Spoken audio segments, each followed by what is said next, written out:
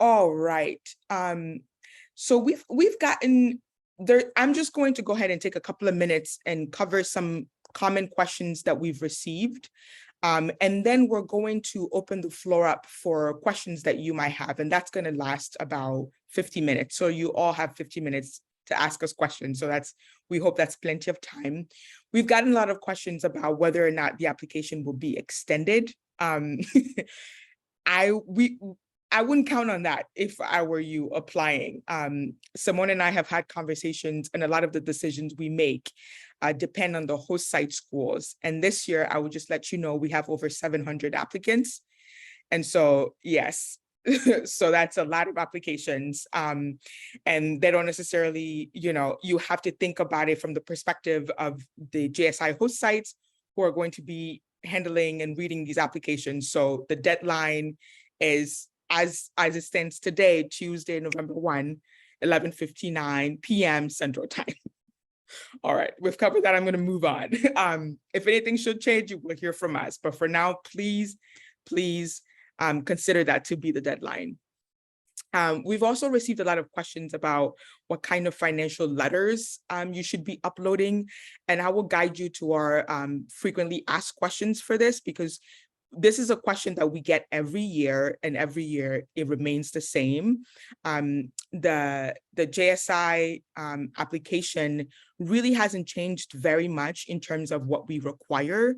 And so I would strongly encourage you all to spend some time in the FAQ page. It's a very detailed one that we've been working on because we receive so many questions over the years, exactly the same questions. So I would direct you there. Some people have been having a hard time with their recommenders accessing the letters. If you have a hard time with that, please email me directly. I am going to go ahead and, yep, I just saw a text, a chat from Hannah. I am going to put my email in the chat box, because we can send your recommenders a direct link if they're having trouble accessing the request form. So please do let me know as soon as possible if that is an issue that you're having, because we don't want that to be a barrier to you completing your application. The other question that we've received, and this is the last one before I give you all the floor, is whether or not the letters of recommendation are also due at 11:59 p.m. The answer is yes. That is a part of the application, and therefore, please have your recommenders submit your letters also by 11:59 p.m. Central Time.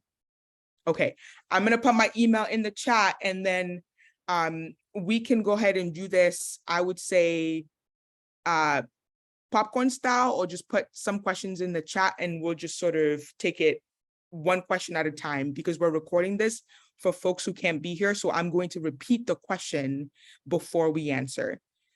So who would like to be the brave soul to start us off? Could I start with a question by any chance? Sure. Yeah, so I was wondering, with the UC Berkeley law track, upon applying for that, does that mean that you're only applying for the law track, or does that mean you are applying for both the law track and for the general program? My understanding is that it's both. You're just showing an interest for the law track. Someone, did I get that right? Yeah, so when you're in the application system, you're ranking all the programs. Mm-hmm. And I believe you're ranking also the different cohorts, that we have within programs. So whether it's the data analytics or it's the law track, what we strongly advise that you rank them all. Every single school has their own admissions process. Some schools look at every single application that we get.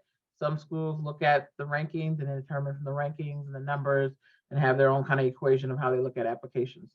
So we strongly recommend that if you want to be considered for our program, because essentially you're getting at the baseline of essentially the same type of training over the summer, except for those two programs that have the additional cohorts, is to rank all of the schools. Okay, so then if I apply for that law track, I would also still be considered for the general track. Yes, as long as it shows up in your ranking. Okay, perfect. Thank you. I see a hand from Sami Al-Asadi. Thank you so much for hosting this. My question is about the essay prompt asking why are we applying for PPIA? I'm wondering where can we learn more about what kind of courses are hosted and who are teaching these courses, just so we can be more informed about how to answer that essay. If you have any guidance, please. Thank you so much. Yes, of course. I am going to put for you the link, the direct link to the JSI website, because each individual host site has their own page and they actually do detail the courses that they offer. I'm not sure if they have on there who's going to be teaching the courses, because my assumption is that it might not be the same people every summer. And so I think it's worth taking a look at that. I'm going to put that link in the chat. Great.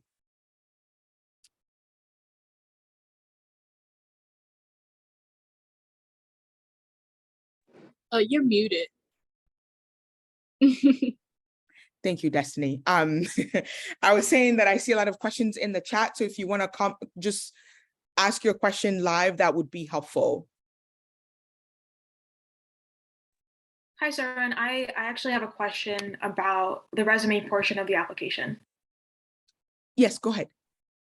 Okay, so and within the application, it says in your resume, list all volunteer experiences with an average of hours per week. Mhm. If for some reason you don't have a record of all the hours that you've volunteered for certain experiences, is that okay to omit them, or would it be harmful for your application to not include any volunteer hours?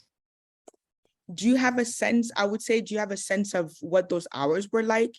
It doesn't have to be necessarily an official or, a factual. Yeah, like just more like an average. Is that what you're looking for? I think that is, yes. Okay, thank you. Yes, of course.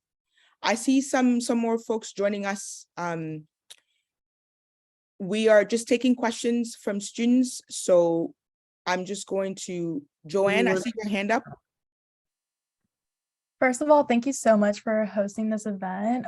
So my question is that I haven't gotten an official financial aid letter from my school with everything that I have. And I looked at the FAQ page and it wasn't really there. So is it okay if I submit a screenshot of all my financial aid offers on my university portal, or would that not be sufficient? Simone? Sure, I can jump in here. So you have options. So we either need to have a copy of your financial aid award letter that was issued by your school, or a copy of your FAFSA student aid report, which is the SAR. So if you fill out the FAFSA, there's a report that you get at the end of that.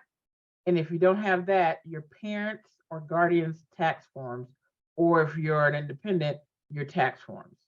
So the school are trying to just understand what is your financial situation.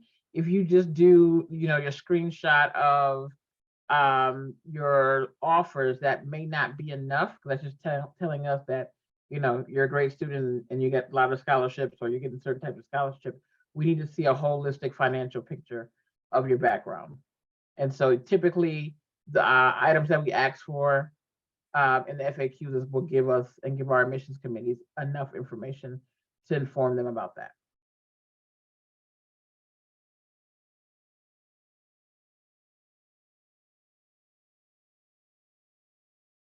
I also dropped the specific language in the chat. Samran, did you want to take questions that were in the chat? Or do we want to take some of those before? I see you're on mute again. I'm sorry, I really need to get a handle of that. I see some digital hands. I think it might also be the same people in the chat. So I see Posey. Hi, yes.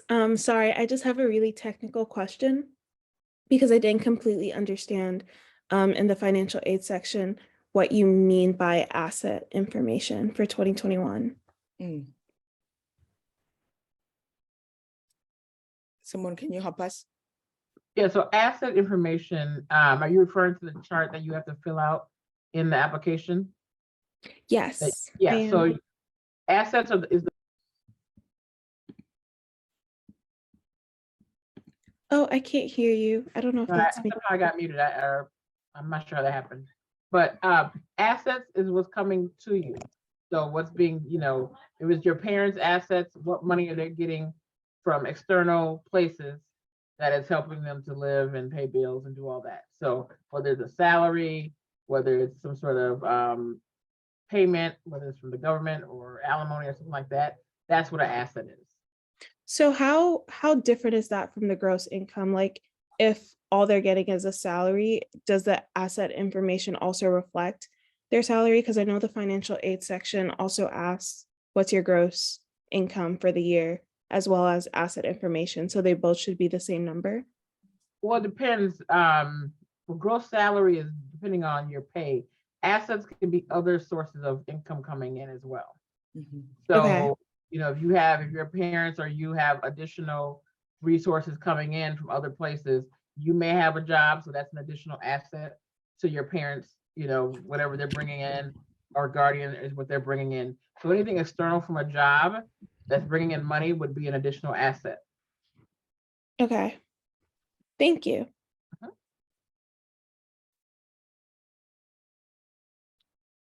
Hi, I actually, oh, sorry. Did No, someone go else ahead. speak? No, go ahead. Okay, I actually have a set of questions, so I'm just going to say them. So, in the application, in the education section, it asks about relevant coursework. If you're currently taking coursework that you believe is relevant enough to list in that category, per se, I'm taking a data analysis class for policy right now, but I don't have a grade for it. I have not completed the course because I'm taking the course this semester. Where would I list that? Because in the relevant coursework list, it asks for completed courses and the date you've completed them. So I would say list your completed courses that are relevant and not the ones you are currently taking. All right. And then, the courses I'm currently taking that could be viewable they're asking with the transcript information for coursework they're taking right now. Could that also be like a PDF or screenshot of what your university portal is saying for the current semester? You're not going to be able to get grades for whatever classes you're taking this fall. Exactly. So you're the not, university, but you're not submitting grades for any courses that you're currently taking, but courses that you have taken. Past. yeah, but the application also asked for some type of documentation of current coursework you're taking, even without a grade. So would that just be something? My understanding is if you can list the courses that you're currently taking, because all universities typically have a portal with all of your coursework listed. Yeah. So, and I guess this is also helpful to see if others who are in the chat, because you're all working on the same application, how are you handling this? That could also be a helpful way to respond to some of these questions. So would a screenshot or PDF of the U portal be okay then? The university portal? Yes. Okay. And then my other question is, let's say if I also work and have earnings and I'm going to include my family's tax returns for the financial information, should I also include my own? Or do you just want my family's? I think if we're asking for your families, just submit your families. Okay, I can exclude my own. And then for the resume, the maximum can only be 2 pages, right?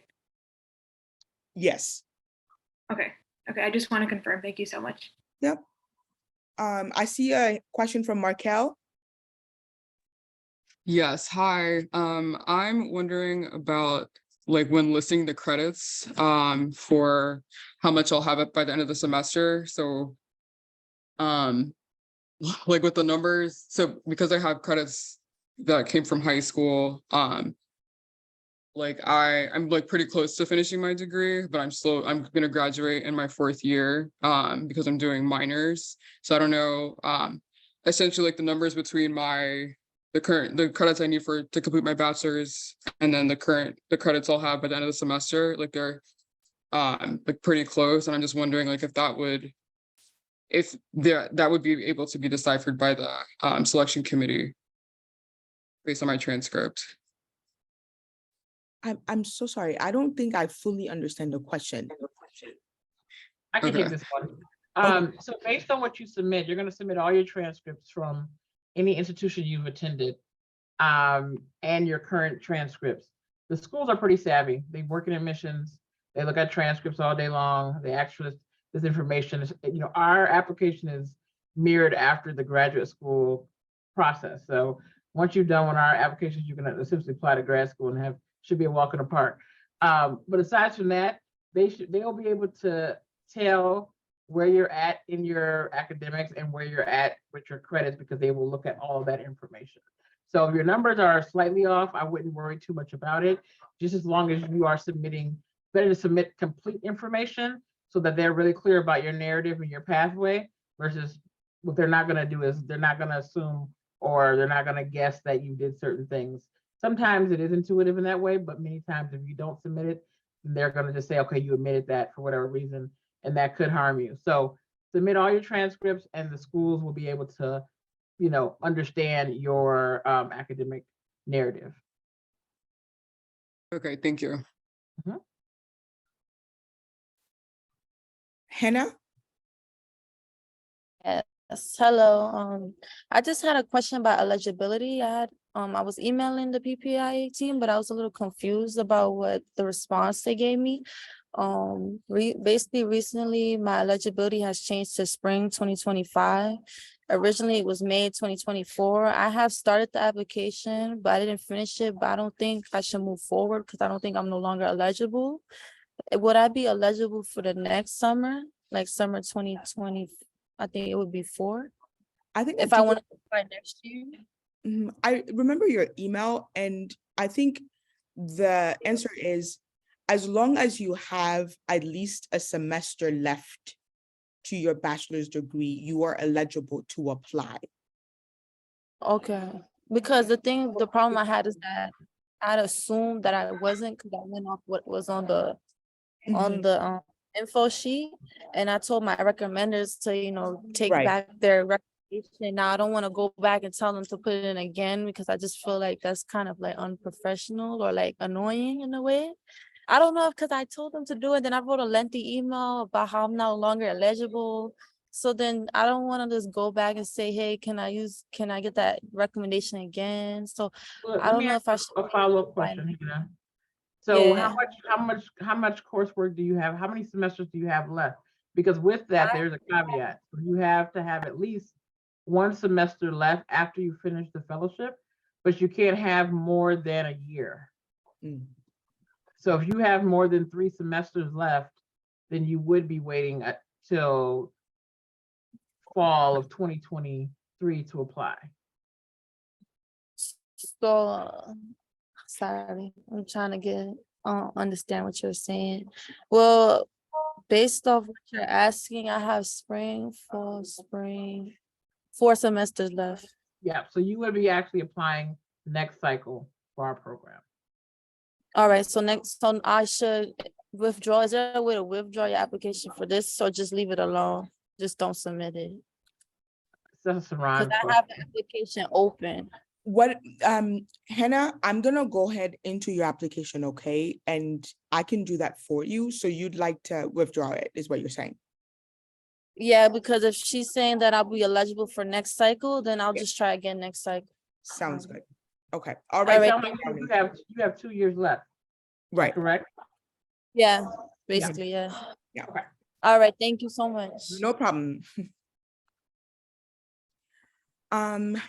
Deja? Hi, yes, my name's Deja. I go to George Washington University.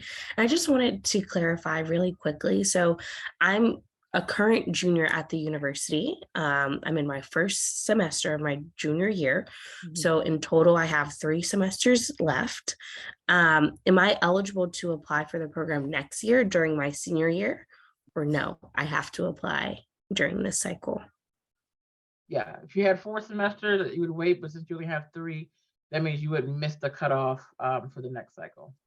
Okay, You thank want to you. apply this cycle. Perfect, thank you. You're welcome. Somaya? Hey, my name is Samia. I go to Beloit College, and I had a question about the essays. I was wondering, when you give the word limit, is it okay if I'm about 50 or 100 words over the word limit? Or will the application portal cut off my reading, whatever you guys view it on, at the word limit? This is a new application system. I'm not really sure how it works if you were to upload a document that is longer. I would say this is where I really recommend to just stay within the bounds of what is recommended, because we are new to the system as administrators. Therefore, we really recommend people stay to whatever is recommended. If it says 500 words, I would say safest thing is to stick to 500 words. Okay, got it. Thank you. Another part to this too, just as a, for you all thinking about future applications for things is, a lot of programs like ours and many others, we have the criteria we have for a reason. We're reading a lot of applications. In the policy realm, it's important to be concise and be clear. And so this is a professional document you're putting together. So as you're doing that, keep that in mind, because we have experienced professional admissions folks who are looking at your materials, and they're reading them as a professional document, by a student saying, I want to be in this program. And so it's very important to follow the criteria. And it's also very important to practice how you tell and share your story in a concise and clear way. Because in the policy realm, you're going to have to do that if you're not aware of that already. Laura? Hi, thank you guys so much for hosting this event for us. I just had two quick questions. The first one was about eligibility requirements. And this might be a bit more of a personal question, but I currently plan to go part-time for the remaining year and a half that I'm going to be at my college. Would that make me ineligible for the institution, or? How many semesters will you have left? As a part-time student, I would have 3 semesters left. So your application will probably raise some questions when the admissions folks review it. So there is a place in the application for extenuating circumstances. You may want to spend some time there explaining why you're in the situation you're in, and why you're pursuing your academics the way you are, because they're not going to follow up and ask you questions. You'll need to make sure that's very clear in your application somewhere. All right, thank you. And the second question was in regards to one of the prompts. The last prompt asked us to describe an experience and go into an experience where we helped a community, specifically Hispanic, Latino, Black, or Native American community. I just wanted to ask whether that experience in its entirety should be targeted towards helping these specific communities, or if the experience was targeted towards helping a community that is oftentimes sees itself arising in the Black, Native American, or Hispanic community, if that would also work to fulfill the prompt.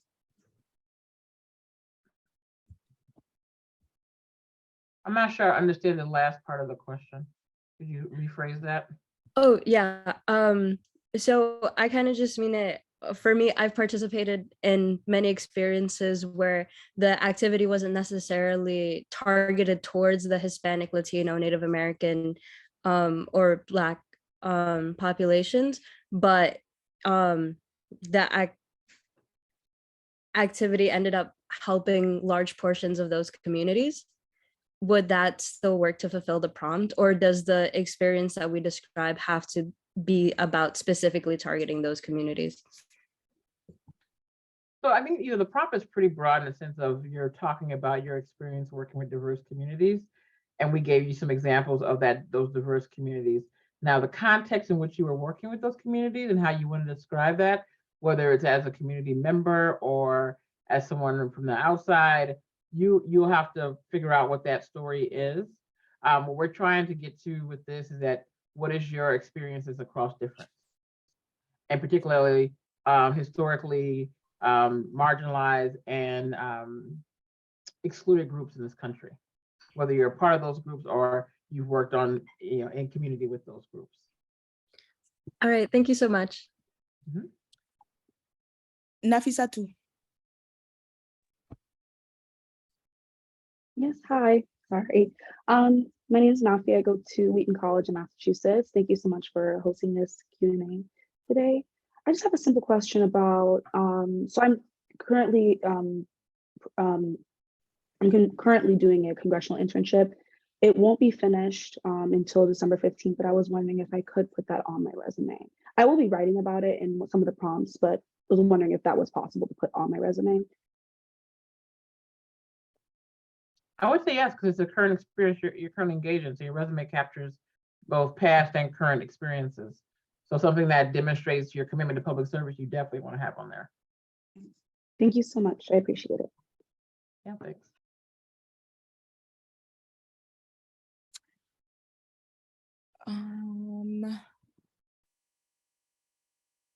I don't see any hands up. So I'm just gonna open the floor up for folks who have questions. Were there any questions in the chat? There's one about graduation date changes because they add a major or minor. Right. So the question is, what if our graduation date changes because we add a major or minor after JSI?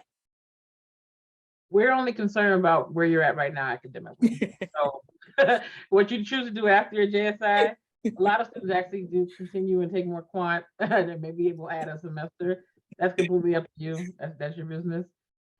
We're just more concerned about your eligibility right now as a junior standing student, and that you have enough, time to be able to adjust coursework if you decide to do so. So that's completely up to you. That's not something that we expect you to disclose at this time.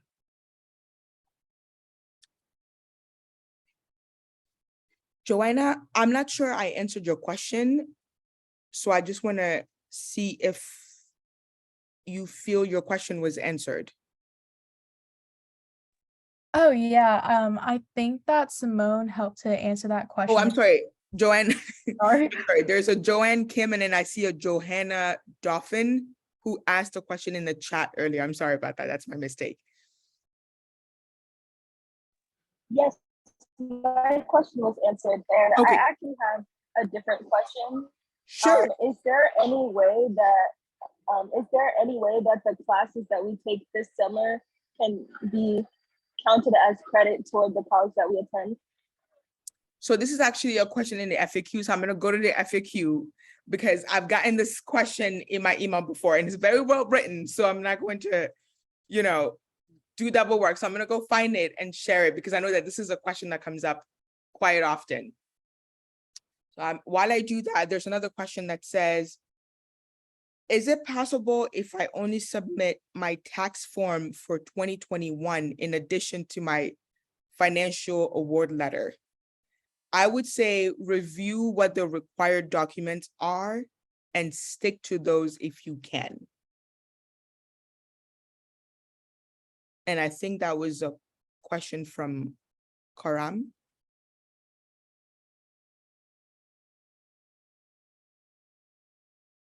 And if you're just joining us because you were in class, no worries. This is a recorded meeting. And so if you missed the earlier part, we will make that available to all applicants. I will send you the video so that you can have a look. I am going to find that FAQ question about credits, because I know that a lot of people are curious about that.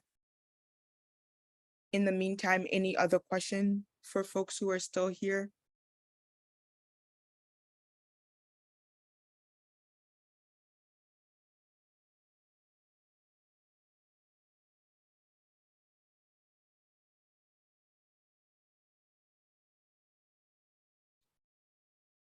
You have no questions.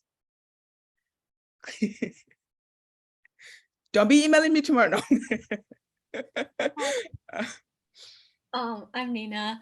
Thank you so much for hosting this. I was wondering I was just trying to find on the website, and I'm sorry if this is really obvious, but I can't right now find the FAQ page. Is it on? Yep. I'm sure I'm like a click away. No, you're fine. I will just put it in the chat. I'm gonna also put in the chat the question about credit right here. And then I'm gonna also drop a link to the FAQ page. Okay, thank you so much. You're welcome.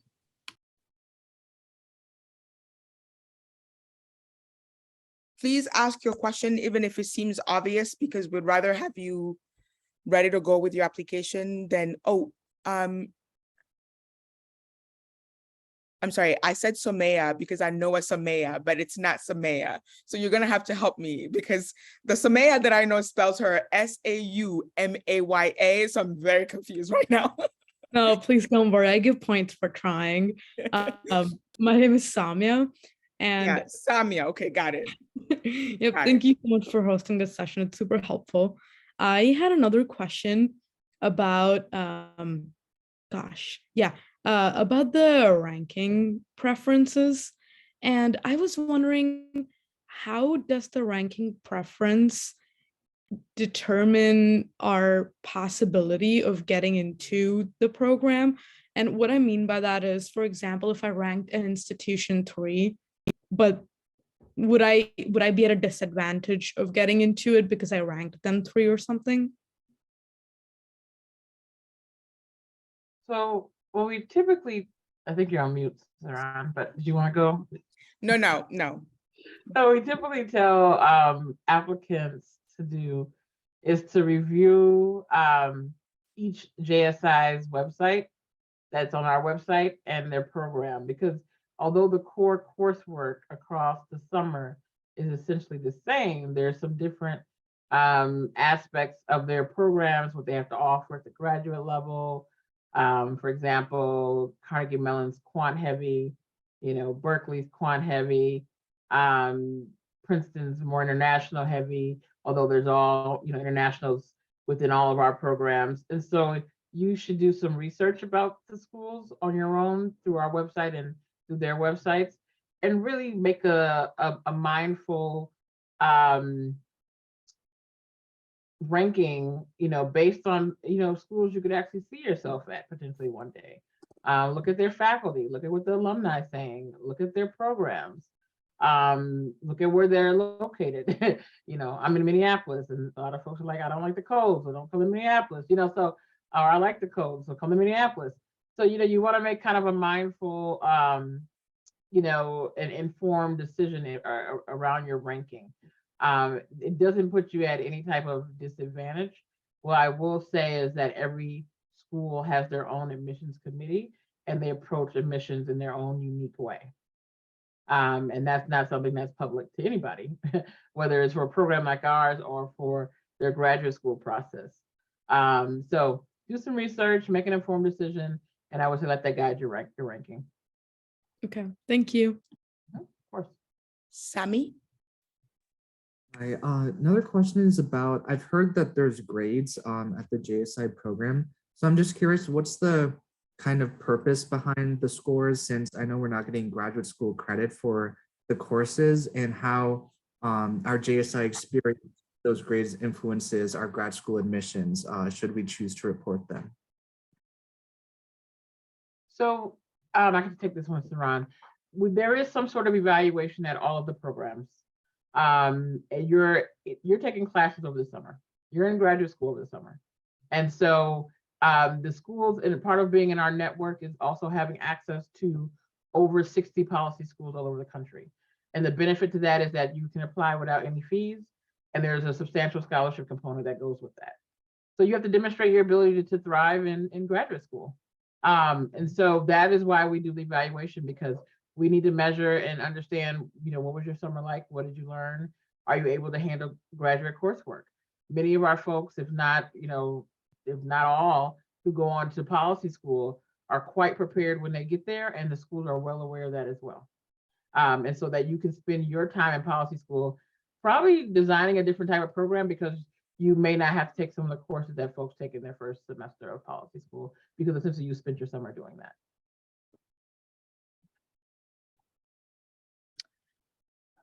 Iris?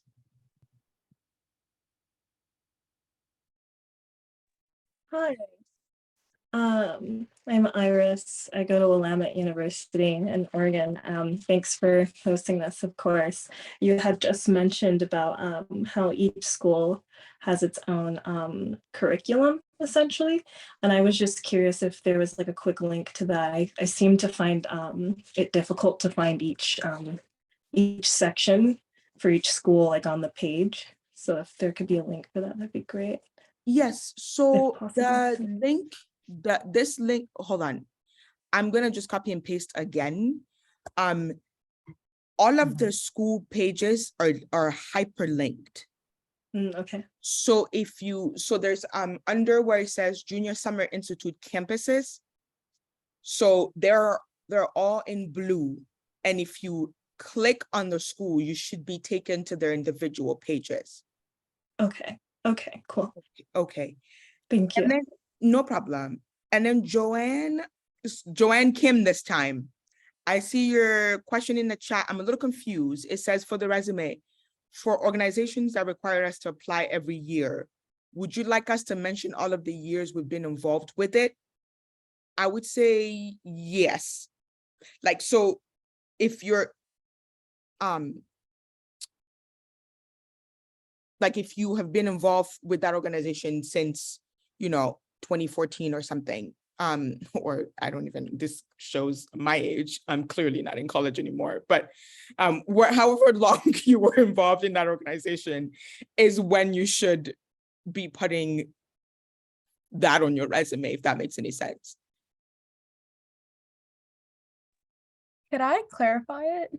Yes, please. Okay, so for the resume, so I've been in like organizations, like one of them I have to apply every single year. Mhm. And so it usually goes from like September of like, for example, like 2022, and it ends at like April 2023. But if I returned again, should I also put the current date that I'm in on it?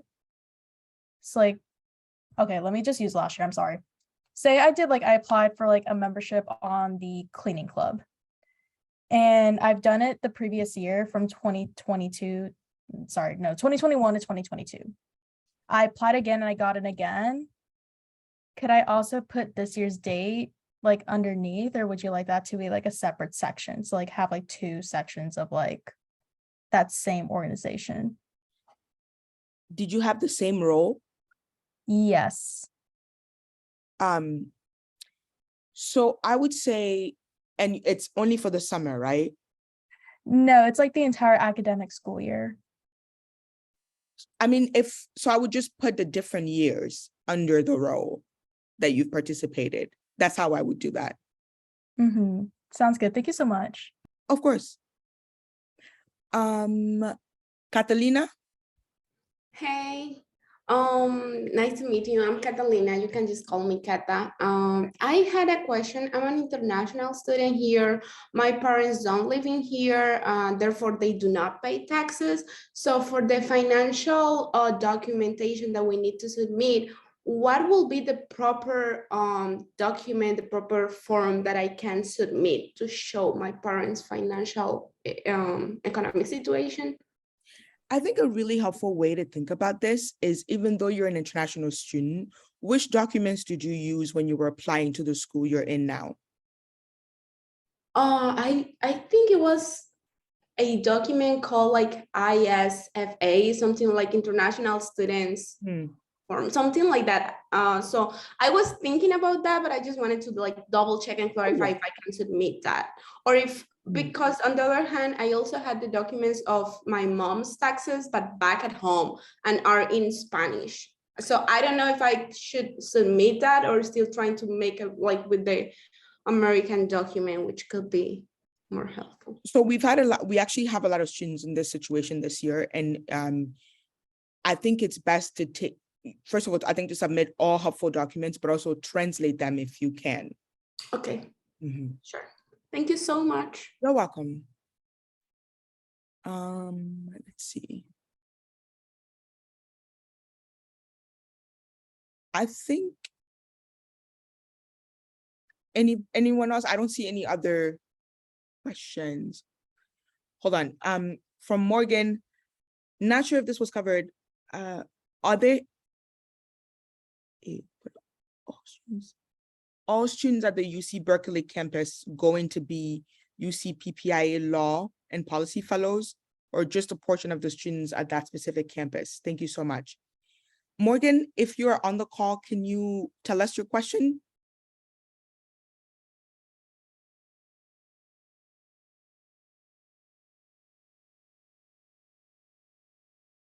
Sorry. Oh, no. Okay, no worries.